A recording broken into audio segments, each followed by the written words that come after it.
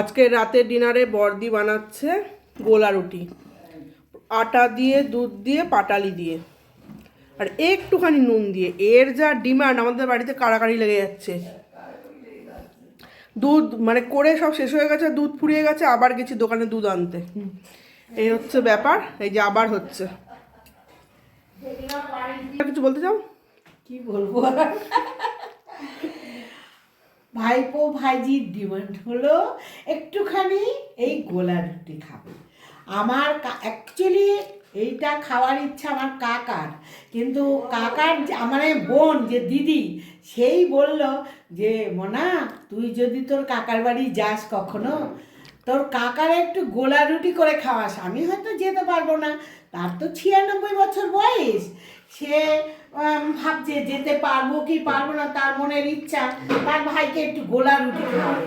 তা আমার কাকা তো আমার মনে আছে। যাই হোক, তখন আমি ভাবলাম কাকার বাড়ি যখন এসছি আজকে খুব এনজয় করেছি সারাদিন। তারপরে ভাবলাম যে গোলা রুটিটা করি।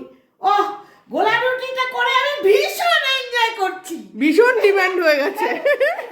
গরম গরম ভাজা হচ্ছে আর খালি হয়ে যাচ্ছে। গরম গরম ভাজা, কারোর কোনো হিসাব থাকছে না কে কতটা খাবে।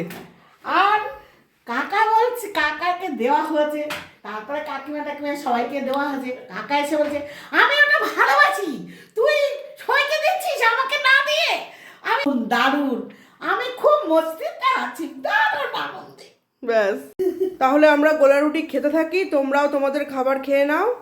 Good night. চেষ্টা করবে যে করে খাওয়া। হ্যাঁ, রাত্রিবেলা পাটালি দিয়ে, পাটালিটা শীতকালেই পাওয়া যায়, খুব ভালো পাটালি এনেছি আমরা চাকলা কচুয়ার থেকে।